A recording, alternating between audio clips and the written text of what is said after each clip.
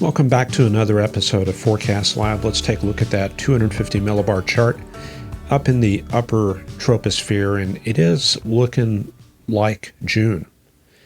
We do see a large prevailing westerly pattern across the U.S. The jet pretty far up north, one segment coming on shore near Oregon and the other in the Great Lakes. Then here's the changes we're looking at over the next few days. If you take a look in the central U.S., some ridging starting to build in. And then by Monday and Tuesday, if you check out Texas right there, it is underneath an upper level high, about located right there. And that means a lot of warm weather in that part of the country. And in fact, as we go into Thursday and Friday, the Gulf starts shifting around to an easterly pattern. So ridging through this area right here, some very warm weather along the Gulf Coast. Another trough working towards the Great Lakes for next weekend, and it will be kind of cool once again. That northwesterly flow bringing in that cool Canadian air. Meanwhile, ridging out west, especially around the Rockies. So you can see another upper level high right there over Denver. It is going to be a hot one about a week from now around the central Rockies. Let's take a look at that surface chart this afternoon. A very broad area of high pressure. You notice I'm not really emphasizing the fronts as I am the air masses. And with that, the dew points in this area rather dry, looking at 30s, 40s, and 50s. So that tells us that the air has come from either northern latitudes or from the upper levels through subsidence. And it could be a mixture of both. The higher dew points, well to the south, that's where we find the 60s and 70s along this southern tail end front. And you can see the northerly winds right behind it. And with those northerly winds, the temperatures and the dew points do tend to fall off. The stationary front extending all the way into West Texas, we've got an upslope flow pattern in western or eastern New Mexico. And the dry line is pretty far to the west, all the way back in the Big Bend region. And it looks like the beginnings of the monsoon out there in the central deserts of Mexico, some of the moisture starting to infiltrate those areas. And then looking out in the Gulf, we've got ourselves a developing tropical cyclone. There it is off the west coast of Cuba. So that's up to 40 miles an hour sustained, and it should remain tropical storm strength as it crosses Florida. And that should be a pretty rapid process. It appears that that will be passing over Florida during the day tomorrow. We can see at this time it's moving at a pretty good clip across western Cuba. Those are the cold storm tops approaching the Florida Keys and Florida itself. If we go back to Wednesday, you can see the development of this system across the Yucatan, kind of a stormy pattern. The Yucatan located right in this area here. Clusters of storms developing mostly off the east coast, and then we get this additional one yesterday sweeping across Cuba, and more development between the Yucatan and Cuba. And that's on the move. The westerlies picking up and clearing out the Yucatan and shifting that tropical cyclone into Florida. There it is on the Cuban radar. That's one of the westernmost stations in Cuba, and showing that large precip band. And checking that position, 22.6, 86.4. That's going to be located about right here. So the main area of pressure falls a little bit west of that precip field. The circulation and the pressure fields are not always symmetric. And there's the radar near Havana. And already they do have the rain across Florida, and that should persist through tonight into tomorrow. Elsewhere around the country, kind of a nice day in the northeastern U.S., the Great Lakes getting another reinforcement of that cold air. Temperatures in the 50s in Wisconsin. And moving out west, looking at the southwestern deserts, it is mild.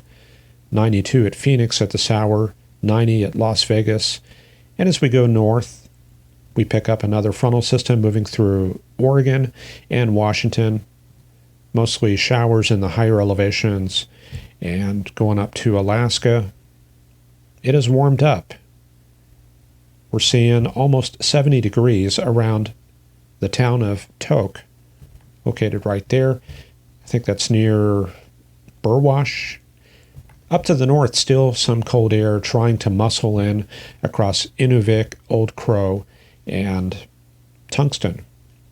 And up to the north, some freezing rain at Cambridge Bay and more snow coming down along the northern coast. But even a warm-up in Northwest Territories. Look at that. 75 degrees. I don't know what town that is, but that's going to be west of Yellowknife, which is here. They're getting a little bit of a lake effect in that city. And then further to the west, 71 degrees.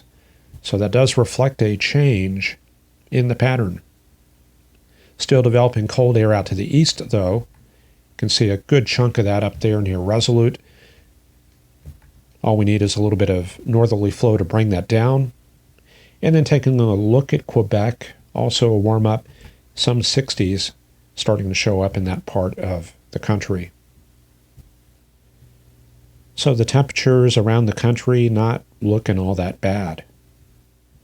And no records to be found either. Tomorrow, quite seasonable, but all good things must come to an end. Where will it start? Yeah, if you were here Wednesday, you knew this was coming. Texas, seeing 100s around the San Antonio area back to Del Rio and San Angelo. And it does get worse for Monday. 102 at Austin, 103 at San Antonio, and 107 at San Angelo. Texas looking like a dumpster fire for Tuesday. 102 at Austin, 106 at Abilene. Those two temperatures will break the record. The heat does back off a little bit for Wednesday, possibly spreading out a little bit as we saw in that upper level chart, coming up to 100 at Albany, Georgia. This afternoon, Big Rig Steve is around the Richmond area in Virginia. That's going to be back behind this front. Some weak cold air advection coming in the backside, but still a lot of moisture. Mid to upper 60s dew points. And of course, when you're out east, you do get walled in with those trees, as we can see here. The sky looks fairly clear in the low levels. That looks like some mid-level debris, convective debris, maybe from the stuff to the south. Let's take a look at the METAR observations. And out around that area, pretty extensive broken to overcast conditions all the way back. So that could be old convection riding in the upper levels from the west. And then Richmond, looking at 8,000, 14,000, 25,000. That's all going to be altocumulus and cirrus. And there's a look at it from above. Richmond, right in that area there. And yeah, that's all debris. And he is westbound to the Charlottesville area and will be heading to Missouri tomorrow with a new load.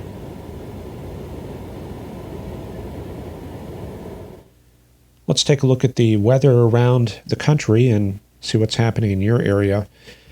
Some storms going up along this vague frontal boundary that's kind of through here.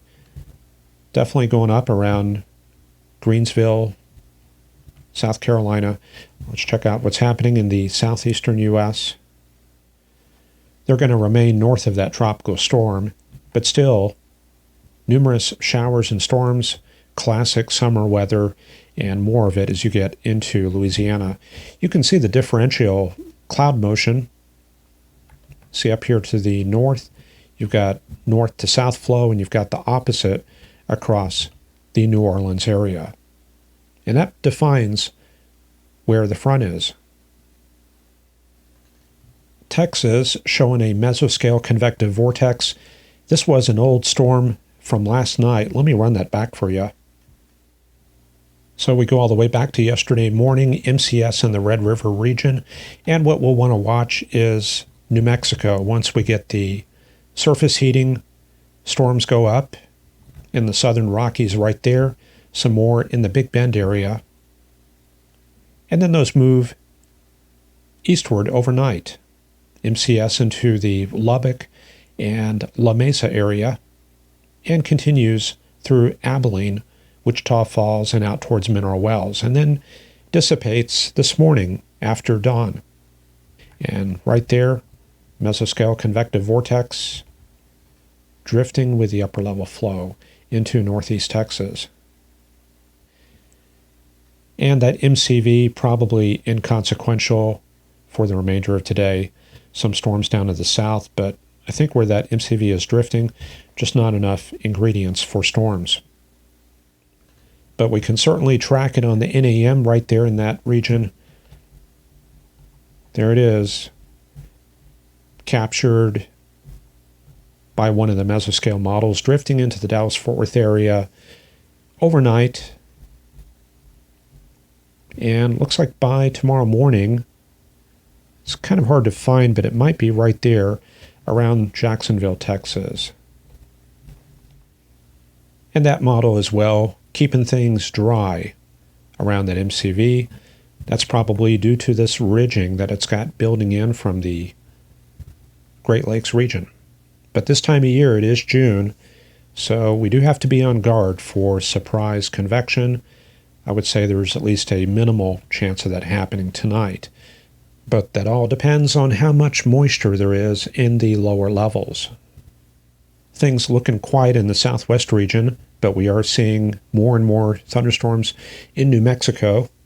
We tend to see those in June in New Mexico. That's when the monsoon reaches that area. And then sometime late in June or going into July, we start seeing that moisture in Arizona. But this is a very June-like looking map for Arizona. Clear and hot. Up there in Northern California, they are close to that frontal region, just offshore and along the northwest California coast. Some moisture in the Great Basin area, producing some showers over the mountains. And then we get into a frontal zone in the Pacific Northwest. Numerous showers and storms, highly sheared anvils coming off of those, and those are producing some rain activity in the inland regions.